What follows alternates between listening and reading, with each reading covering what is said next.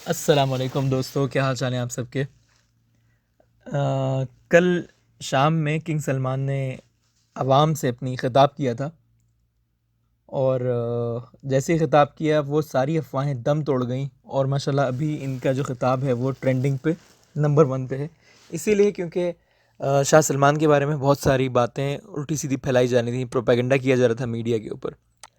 तो अब ये सारी अफवाहें दम तोड़ गईं और ये फैसल तारड़, ये जितने भी झूठे लोग थे, उनका एक दफ़ा फिर से मुँह काला हुआ है। और इन सब चैनल्स को मैंने कहा ना, मैं एक्सपोज़ करूँगा। तो ये वीडियो मैं चाहूँगा कि आप उन सबको दिखाएं जो उल्टी सीधी बातें कर रहे थे बगावत के बारे में और उल्टी सीधी कचरा किस्म की बातें कर रहे थे, उल्टी सीधी यहाँ से वहाँ से इधर से क़ियास आराइयाँ अपनी कर रहे थे और अपना खुल के बुग़्ज़ दिखा रहे थे। तो मैं समझता हूँ इस तरह के लोगों पे मैं ये फ़ैसला आप पे छोड़ता हूँ कि आपने इनका क्या करना है। अभी शाह सलमान का जो ख़िताब है वो मुलाहिज़ा करें आप। उससे पहले मैं ये कहना चाहूँगा कि इन्होंने अपनी कौम से सिर्फ़ 5 मिनट का ख़िताब किया और पूरा लाइहा अमल जो पूरा अभी प्लान है वो उन्होंने नाफिज़ करने के लिए इदारों को भेजा। 5 मिनट में जो मेन बातें थी आवाम के लिए वो बताई और बाकी सारा जो लाइहा अमल जो था वो आज यानी जुमे को आज पब्लिश किया गया कि ये पूरी होंगी, जिसमें कौन से टैक्सेस माफ़ होंगे, कस्टम ड्यूटी, वो सारा जो मैकेनिज़्म बनाया था वो जो है इदारों को दे दिया ताकि उसको इम्प्लीमेंट करें। हमारे पास क्या होता है ना, हमारे पास लोग करते हैं बातें, एक एक घंटे की तकरीरें, बड़ी बड़ी बातें फेंकने के बाद जब खिताब ख़त्म, खलास चलो भाई मीडिया पे बातें गर्म हो गई, खलास। ना वो नाफिज़ होता है और नाफिज़ होते होते एक कानून नाफिज़ होते होते 5 से 6 8 महीने, साल, 1.5 साल भी लग जाता है, फिर वो कंट्रोवर्शियल होता है। तो यहाँ पे अगर आप ये चीज़ मवाजना अगर करके देखें तो आपको अंदाज़ा होगा कि यहाँ जो इम्प्लीमेंशन होती है फ़ौरन होती है, चाहे किसी भी चीज़ की हो। लेकिन हमारे पास कोई लॉ आए ना आए, तकरीर में जो बातें हो गई, भले उसका लाहेमल ना बनाओ, उसके ऊपर 2-3 साल तक बहस चलती रहेगी और अवाम को उसी में गुमराह करके रखेंगे। तो ये होता है जो अवाम जो हुक्मरान या जो अवाम इन चीज़ों पे अपना टाइम बर्बाद करती है। तो बहरहाल अभी आप ये मवाजना करके देखें, 5 मिनट के ख़िताब में उन्होंने बातें की। उसके दूसरे दिन जो अनाउंसमेंट्स हुए वो मैं बता दूंगा, इसी वीडियो की डिस्क्रिप्शन में आप देख सकते हैं कि क्या अनाउंसमेंट थे वो और नई पॉलिसी क्या होगी कोरोना से लड़ने की, वो सारी इन्होंने गाइडलाइन दी गई हैं इसमें। तो साथ ही साथ ये मैं कहना चाहूँगा उन सबको ज़रूर शेयर करना जो झूठी बातें करते हैं और ऐसी गुमराह होते हैं। जैसे अभी खाने काबा को लेके शुरू हो गए थे कि खाने काबा में तवाफ़ नहीं हो रहा, फिर मैंने जब सबूत दिए कि तवाफ़ हो रहा है, फिर कहने लगे अच्छा उम्रा तो नहीं हो रहा ना, फिर मैंने कहा हाँ उम्रा वजह है, नहीं तो फिर इसका इलॉजिकल बातें उन्होंने शुरू कर दी थी। तो इस तरह के लोगों से ज़रूर शेयर करें। मुझे मालूम है ये इतना आसान नहीं है इनको कन्विंस करना, लेकिन हम करते रहेंगे तो शायद किसी न किसी दिन इन लोगों की बात अकल में आ जाएगी, तो शायद ये थोड़ी अवेयरनेस देखकर थोड़ा ये प्रोडक्टिव होंगे। वरना मैं नहीं समझता कि ये हुजूम ये आगे जाके किसी काम का है। बिस्मिल्लाहिर्रहमानिर्रहीम, अल्हम्दुलिल्लाह वस्सलातु वस्सलाम अला रसूलिल्लाह।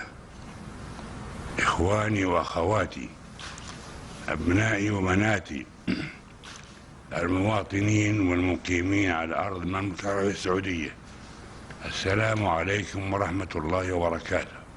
وبعد، فتعلمون حفظكم الله ورعاكم ما يعانيه العالم بسبب تفشي جائحة كورونا المستجد، كفانا الله وإياكم والعالم أجمع شرها.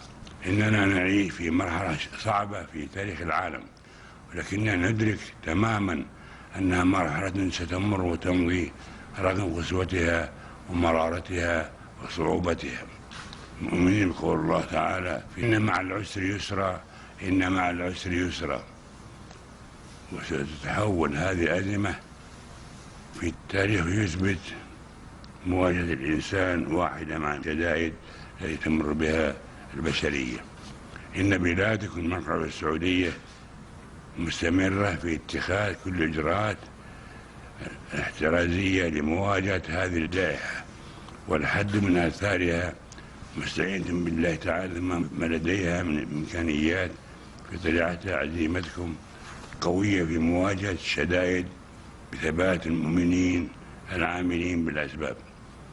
إنما أظهرتم من قوة وثبات وبلاء حسن، مواجهة مشرفة لهذه المرحلة الصعبة، وتعاونكم التام مع الأجهزة المعنية هو أحد أهم الروافد والمرتكزات نجاح جهود الدولة، التي تجعل المحافظة على صحة الإنسان في طليعة اهتماماتها ومقدمات أولوياتها.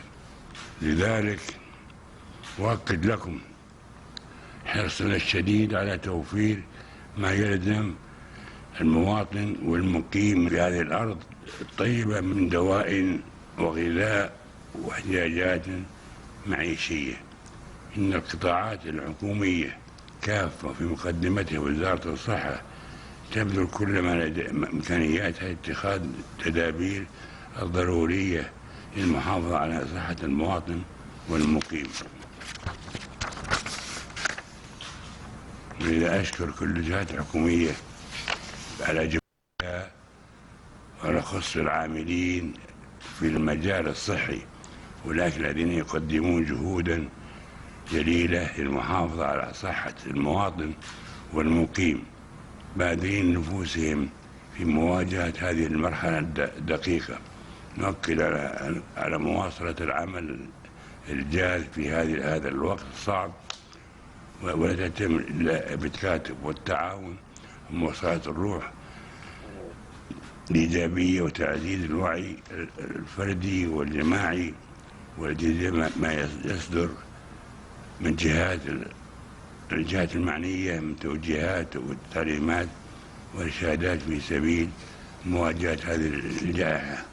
أيها الأخوة والأخوات، بناتي وأبنائي، لقد تعودتم مني على الصراحة، ولذلك أبادركم بالقول إننا نمر بمرحلة صعبة ضمن ما يمر العالم كله، وأقول لكم أيضا إن المرحلة المقبلة ستكون أكثر صعوبة على المستوى العالمي في مواجهة الانتشار السريع لهذه الجائحة، لكنني في الوقت ذاته أعلم إننا سنواجه المصاعب بإيماننا بالله وتوكلنا عليه وعملنا بالأسباب وبذل الغالي والنفيس المحافظة على صحة الإنسان وسلامته وتوفير كل أسباب العيش الكريمة له، مستندين على صلابتكم وقوة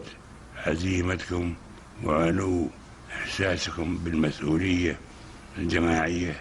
أدم الله علينا توفيقه وسدد لنا كل خير. حفظ الله بلادنا وسائر بلدان العالم، وحفظ الإنسانية جمعاء من كل مكروه. السلام عليكم ورحمة الله.